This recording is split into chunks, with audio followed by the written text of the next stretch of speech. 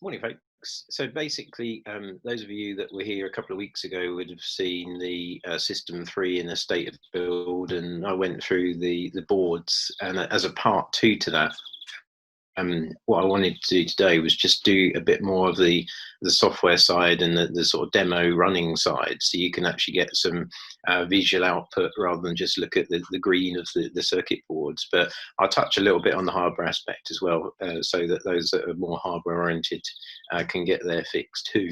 So if I swing my laptop around with the camera on it, what I'll do is I'll try and start with, I don't know if you can see that, shout if you can't. Hopefully it should be coming out okay. I just wanted to show my System 1 because that's where I started in this project, and as the theme today as part two is actually, you know, programming and running the things rather than just sort of building them. I wanted to show a really useful utility from Mike Salmon that's running on a Raspberry Pi. This is a headless Raspberry Pi sitting in the office on our network. So if I can just reach around my screen. Basically, I've got some assembler code that I want to run on my System 1. So if I run nano. So this assembler code is basically just a simple display test, and effectively a hello world. So what's really useful about that is, this particular setup is, if I run AS1 build, Mike's script on my assembly, what it will do is it will whir away in the background, and it's created a number of files, a list file, which is really useful, a WAV file that actually basically plays through the tape port to actually load it in, or of course you can type it in. Sorry. Now, if I look at the list file, I've got a nice set of assembly instructions. I can then go over to the System 1. I can actually go through the consecutive memory locations and enter those in. And then if I basically then execute that program from that address, I get my program running. So that's a quick demo. You know, as I touched on the System 1 build last time, here's, you know, a really useful sort of way of actually setting up, you know, the system and getting some code to bash into it. And of course, if I transfer over the WAV file from my Raspberry Pi onto my local machine, I can remember what the password was. I can then, oops.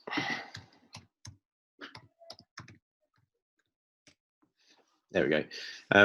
Basically transfer that over, and in the downloads folder, we have a WAV file that we've just compiled with the script, as you can hear. And that can then, that's an alternative for actually playing into the System 1.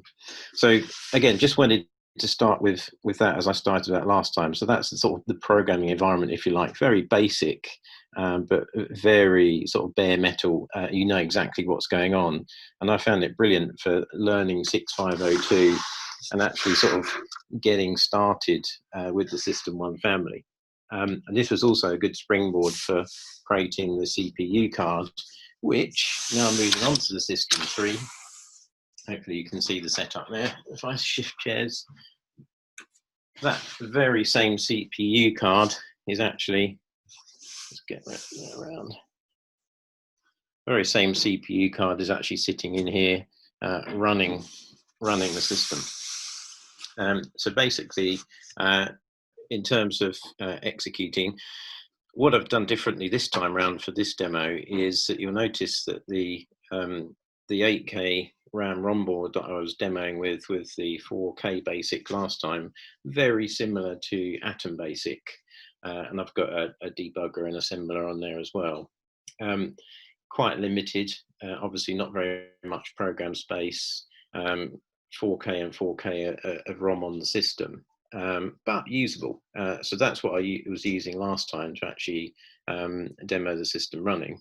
This time round, what I've got in here is an evolution to this board, which is actually a 48K board. It looks very similar in layout. The address decoding is slightly different, but effectively I've got blocks 2, 4, 6, 8, A and C enabled. That actually enables me to not have to have EPROMs, but to actually load images into high memory to actually run more software. So I've actually got Acorn BBC Basic that I'm going to load into the System 3 to demo that. So one of the reasons I created this, not only a springboard from the System 1 to the System 3 to test the cards, but also I was sort of following through the evolutionary journey of maybe how Acorn would have developed their product. So the System 3 will go into the System 5, which is just sitting over there in the corner at the moment. And the BBC Basic, or New Basic as they developed. And it really gives you a feel of how the evolution went from machine to machine. I think I've stored, the basics on drive 2. This is effectively running a mode 7 equivalent screen with the SA5050 sort of teletext chip on it. Some of the DOS commands are reasonably familiar. Infall is just a way of just sort of cataloging the disk and giving you load addresses and sizes here. And you can see here I've got System Basic 1, 2, and 3. For this exercise, I'll run BBC Basic 2. So if I tell the operating system to run SBasic 2, it should load it into the execution address A000, which in my memory map is sitting quite nice and high up there above the program RAM. And there we go. We've got BBC Basic running on the system, all the usual sort of familiar items available, and I'll go into that in a minute. So now to get some programs running. So I think that's stored on drive. Call out to DOS from Basic, just like on the BBC. And it's showing me on here, and what I'm looking for is a boot menu that basically reads the disk directory out of memory, just like, again, you can get on BBC Basic through sort of disk loaders. This is a very similar idea. The load address here is 3000. So if you look at page 3000, so that's where my program space starts. High mem, nice big chunk of RAM all the way up to A0000, which is got pretty much 32K of RAM to play with on the system. So if I chain my disk 1 menu program, processing it, this is only a 1 megahertz CPU. The system 5 is a 2 meg board, so it's a little bit of time to process. But nice colourful teletext display, and I can sort of pick my programs in the usual way. So if I run a colour demo, notice on this system there's no concept of turning the cursor off. I think again this idea came later in the evolution of the machine, but you can see it just driving the some tests on the display here. Again, all written in BBC Basic. I'll go into that in a bit more in a second. Run up new. You can auto boot these disks as well. There's actually a way of setting the disk option and creating a boot script that actually gets that to run on break. But I haven't quite debugged to that yet, but we'll get there. A practical times table program there. couple of questions. So it's asking me 10 times 2, thank you, is 20. 7s are 28. Brilliant. So little times table program there.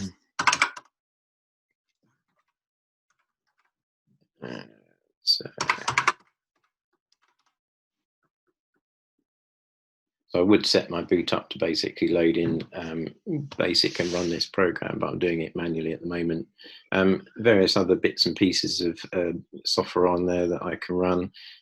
Perhaps one interesting one we can look at that fits on the screen, don't know why it says that, is just a basic sort of counting program there, a countdown program.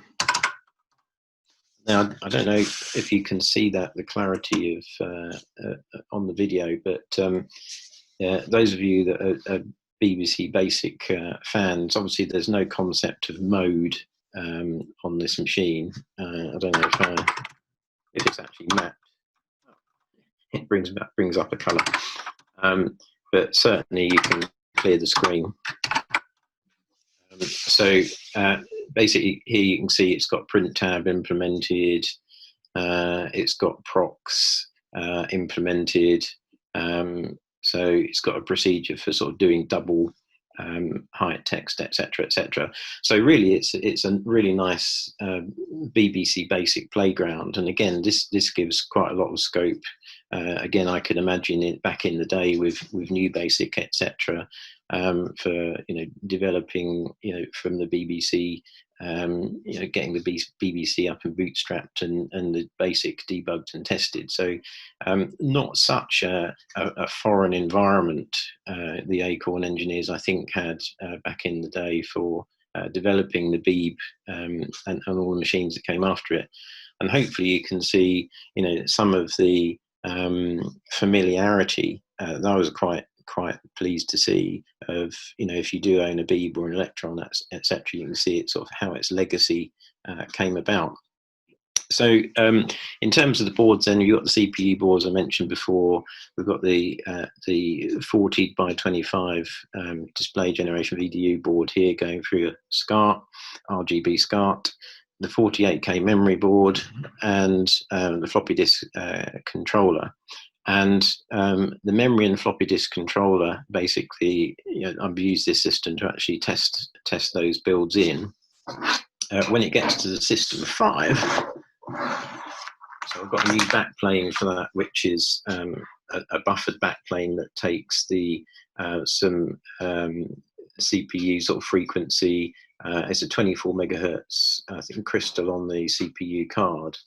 And it's got basically transferring a range of frequencies across the bus, 12, 8, 6, 4, 3 and 2 megahertz that can be picked up. And that can be used to synchronize the new VDU card. It's got onboard clock generation, but it can pick up through the CPU card as well. I would be demonstrating the System 5 today, but the chip, the 6845 or the 68B45, I was hoping it to be, turned out to be a 1 megahertz version versus a 2 that I needed. So this is as much as the System 5 demo that we're getting today. But basically, the RAM board and the floppy disk controller go into this system. I'll get an 80 by 25 display, very similar looking to Node 0, and an upgrade 2 megahertz CPU. And the plan for this one is basically to have an Ethernet card board in it that I've already built, and basically turn that into a Acorn file server for the BBCs that I've got, and the other Acorn machines such as the RISC PC, etc. So that's basically part 2 of the demo. I hope that's been useful, perhaps insightful, and again a glimpse of history recreated of perhaps how Acorn would have had, what sort of system Acorn would have had, forgive the pun, at their disposal to develop the machines we have today. So that's it. 15 minutes worth of demo. I guess we've got 15 minutes worth of of questions, or we can finish early for a cup of tea. Either way, I'm not too fussed, Right, well, but happy to have any questions. excellent. So thank you very much for that, and absolutely bang on time on 15 minutes. So just to say, we're still recording this. So this is now Q&A section. So anyone wants to ask questions, fire away. But if they don't wish to appear on video, you can. There's an option in Zoom that you can stop video, so you can fire away and just ask a question like that. Otherwise, just go on mute if you just wish to lurk in the background whilst questions are asked. So yeah, fire away. Anyone? Questions? And I'm happy to pull any boards out. Sorry to interrupt. Happy to pull any boards out and sort of hold it up to the camera if anyone's interested in a closer peek. I will say also, again, as I did last time, great shout out to Trev Ham on the forum for actually designing and implementing the majority of these boards. I think the only ones that I put together were the ones partly to give the Acorn keyboard that I've reconstructed an ability to run through USB to PCs as an alternative, and a PCB to implement the power supply. But the rest of the boards have come from him, and in fact a lot of the software on the demo that he's been working on as well. So great shout out to Trevor's good works in actually reconstructing or redesigning these systems for people to get hold of the boards like me and build them up and make systems, bring them back to life. So thanks to him for doing that. And as I say, in the last meeting I mentioned, where I started was System 1, and I actually used the tiny CAD, I think, to lay out the board, and that took me a good couple of weeks just to lay out the System 1 board. And it's only as Trevor beat me to it that I sort of jumped onto that bandwagon, because my goal was really to learn how these systems worked and to get a System 5 file server up and running, which was my main goal. So anyone that came along with a ready to build circuit board was thankfully received. And I noticed that there are others on the forum as well doing System 1s and System 3 implementations. Great learning experience for getting started with Acorn stuff, because it's so simple and so fixable. For most of the stuff I've got an oscilloscope that I probably needed 2 or 3 times to debug stuff, but the rest of it was just voltmeter and soldering iron and continuity checking, and it went together very nicely.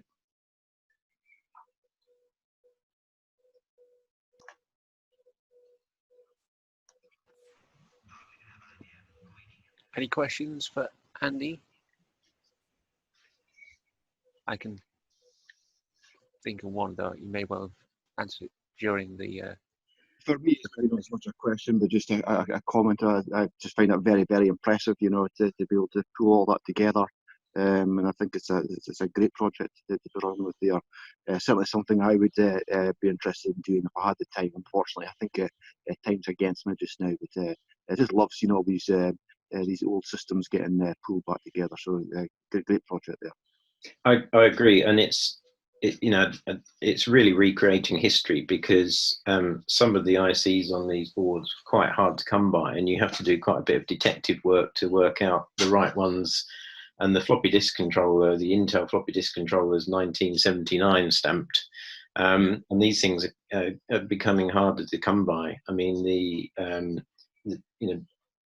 good idea for some people are doing is moving the RAMs over from the standard was it 2115s half K RAMs to or less, I'm not sure what the capacity is on there, to for example on the RAM board 32K SRAM that's more modern, and to actually replace the IO chips with the 6255 equivalent. So there is some modernisation that's required when chips have been stopped being manufactured for 20 years or so. But fortunately, in my case, with the exception of the RAM board with the SRAMs, most of the components are original. So this is pretty much a reconstruction of what people would have had back in the day, which is good fun. Yeah. Apologies if this was maybe asked in the previous demo you gave. I wasn't able to see that. But the boards and that you are using there, did you get those manufactured, or did someone already done that for you? So these were bought off so half and half. So Trev basically sent me the board, the flat packed boards, if you like, that he'd basically designed, and I just populated and built them. There are a couple of boards that I needed to sort of design, and I use PCBWay for my boards. I know others use sort of JC Part, but I mean, for me, PCBWay has been fantastic, because had 100% success from them, basically dropping stuff out of KiCad. They do the checking for you online.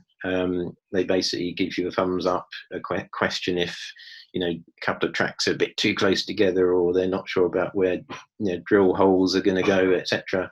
They're really quick to come back, and usually I get a sort of 2-week turnaround or less from getting the boards. And I'm in no way affiliated with PCBWay. I'm just saying that's my experience. And again, it was quite daunting, when I started the project, thinking I'm going to have to do a couple of my own boards to add to the ones that Trevor provided. But that's all part of the fun. It's all part of the learning experience of actually running KiCad, working out what Gerber files are and uploading them, and committing your money and hoping that what you'll get back is anywhere close. And actually seeing it spring into life is a great reward after the efforts. So I would, and again, it doesn't, saying you don't have the time. I mean, these boards were built up over a period of a couple of years. It was sort of like in little spurts of a couple of evenings every other week. More in the winter time. In the summertime, they get stuck in the plastic box and left, and other things happen. But this is one of these things that you can go back to. And you can park, and especially as they're single cards, it's nice to sort of pick up and put down.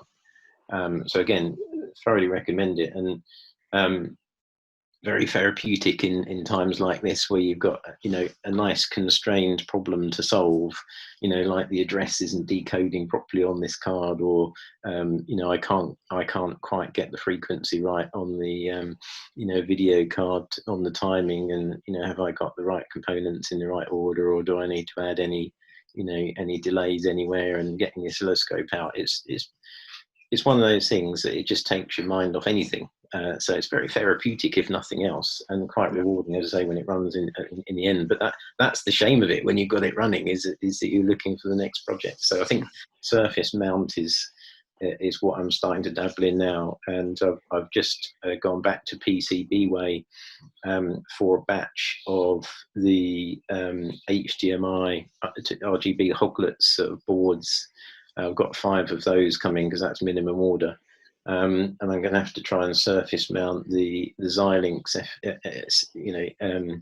CPLD, and see how I get along with those. I've got 5 of those, so at least if I get one working board out, I'll be pleased. But this is obviously all through holes, so again, it's a nice progression as well for the learning curve. Is now I'm sort of confident enough to want to do the surface mount stuff, and get my BBC display and other machines' displays up to HDMI standard. Yeah. The surface mount is a challenge. It can be a challenge. I've just moved on to doing surface mount stuff myself. But I'm generally getting that done by the PCB manufacturer. So and on the whole, I think it's been pretty successful. I had some bad batches come back just as a coronavirus outbreak hit China, and I think they must have had an awful backlog, and I think they were rushing things out of their factory. But since then, things haven't been quite so bad, and things have been coming across fairly well.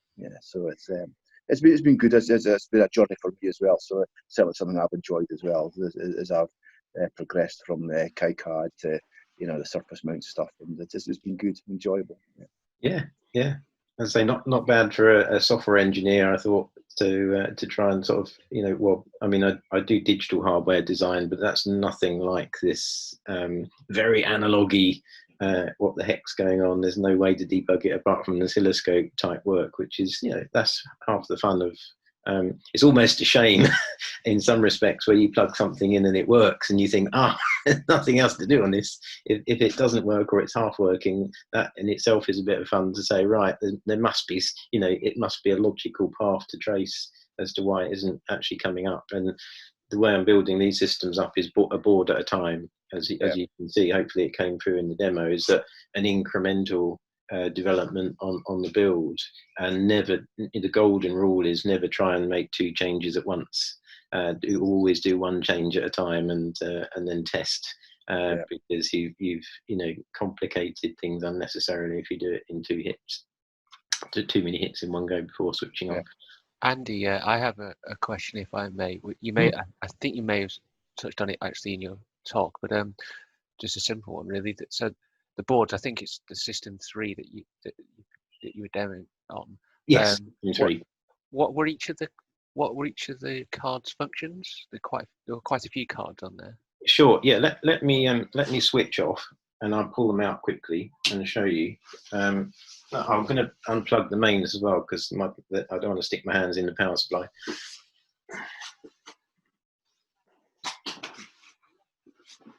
Right, we're safe.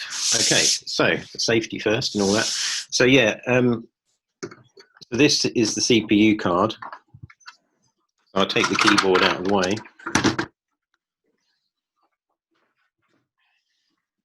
So that basically is what's sitting under the keyboard and tape card on the System 1 I showed you, hence the relevance of the demo. The only difference is that the monitor proms have been swapped out for an Acorn DOS EEPROM, and the address changed to map over to that.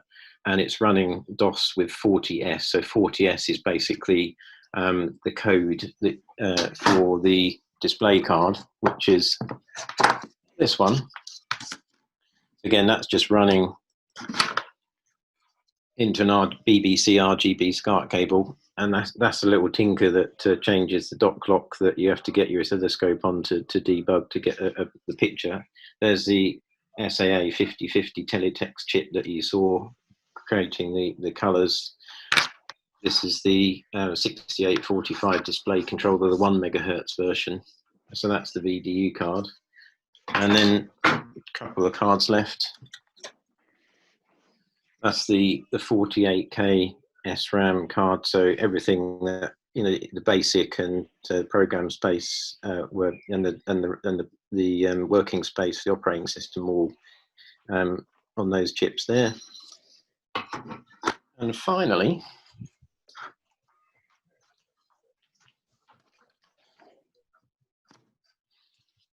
we've got the floppy disk controller, so that's supporting the 2 double-sided 80-track drives, and this is your classic 8271, 1978, that one, floppy disk controller card there. So that and the RAM board will plug into the System 5. The System 5, it's a new backplane that Acorn did for that, an 80 by 25 VDU card. The 2 meg 68B45 plugs in there, and then this one, the CPU card. There's the 6502A there running at 2 meg, and the 6522A sort of I/O chip there, as opposed to the original, very hard to come by. I think these ones came from Australia, would you believe? 8154s. I don't really need that one in there. I just sort of populated that in case I might use it one day, but that's the thing that interfaces with the keyboard. So those are the boards. The power supply, some might recognize.